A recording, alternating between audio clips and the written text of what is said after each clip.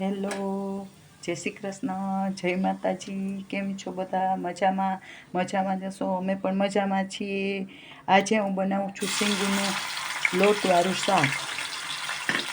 પહેલાં મેં શીંગુને બાફી નાખી છે અને હવે મેં મૂકી દીધું છે તેલ. એમાં નાખી હિંગ અને એમાં નાખ્યું ટમેટું. હવે નાખી દઈશ બાફેલી શીંગું.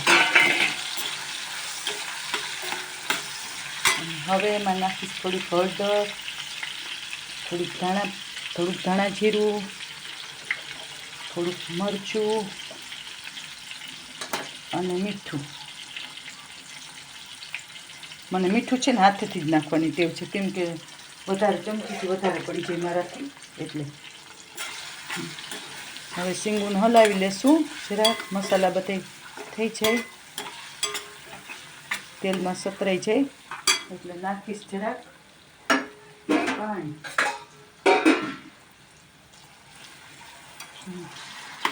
પાણી ખદખદે ને પછી જો પાણીને સેજ ખદખદવા દેવાનું. અને આજે મેં સવારે છે ને ગાંઠિયા બનાવ્યા હતા અને અત્યારે હું બનાવું પૂરી, મેંદાના લોટની પૂરી.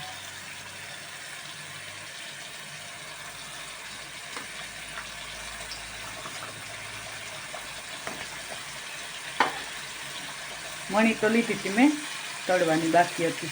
મેંદાના લોટમાં પૂરીમાં હું છે ને મરી, મીઠું અને જીરું, મરીનો ભૂકો અને જીરું બે આખા પાખા વાટી અને નાખું. અને તેલ ને ઘીનું મોણ છે ને એ સહેજ હુંફાળું કરી, આંગળી હેતું કરી અને પછી હું નાખું.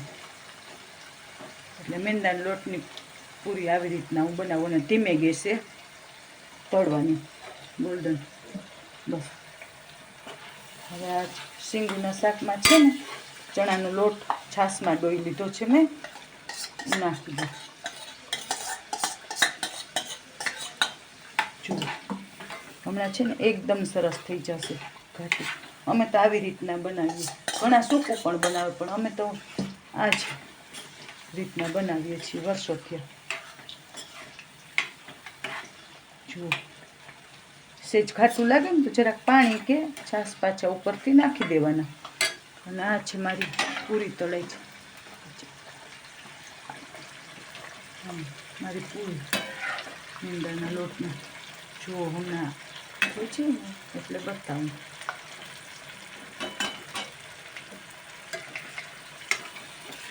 આ જુઓ શાક ધીમે ગેસ હવે થોડીક વાર થવા દેવાનું. જોયું? અને અમને ધાણાભાજી છે ને મને અંદર નાખીને વધારે, ઉપરથી થોડીક ઓછી ભાવે, એટલે અમે ચડી જઈએ ને તો મજા આવે. મને ખુદને જ નથી ભાવતી એવી રીતના બહુ ઝાઝી.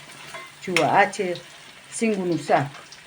જુઓ ઘડીક વાર આમ સસડવા દેવાનું એટલે સરસ થશે, લાગશે બહુ સરસ લાગે.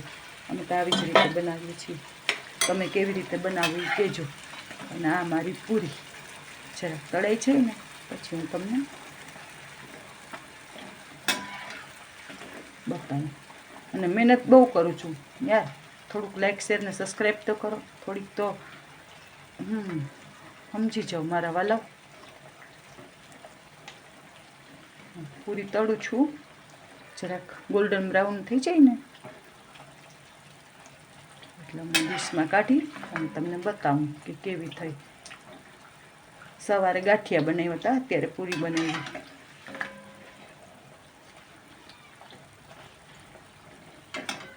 આ બતાવી ગયું શાક મિત્રો. જુઓ આ છે શાક. જોઈ લો કેવું લાગ્યું તમને, કમેન્ટ કરજો જરૂર. અને તમે કઈ રીતના બનાવો ને એ પણ જરૂરથી કહેજો. મારું શાક થઈ ગયું છે રેડી. મેં જમવામાં આજે બનાવ્યું છે શાક, ભાત, ગાજર મરચાંનો સંભારો અને રોટલી. બસ જો આવી રીતના અમે પૂરી બનાવીએ. જોઈ લીધી? જો બતાવું હું હજી જરા ગોલ્ડન બ્રાઉન કલર થવા દઈશ.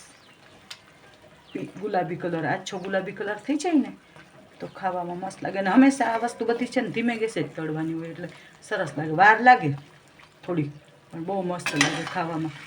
આ બધું તો છે ને જે ઉંમરવાળા હોય ને એ જ બધાય કરી શકે, બાકી અત્યારની જનરેશન તો ખબર નહીં શું કરશે એ છે. જુઓ આજે છે ને મારે મમરાના લાડવા બનાવવા, કહેજો કમેન્ટ કરીને જોવું હોય તો હું તમને બતાવીશ રેસીપી એની. જો મેં વણી લીધી, આ બાજુમાં વણેલી પૂરી છે, વણીને તૈયાર કરી. અને આ છે મારી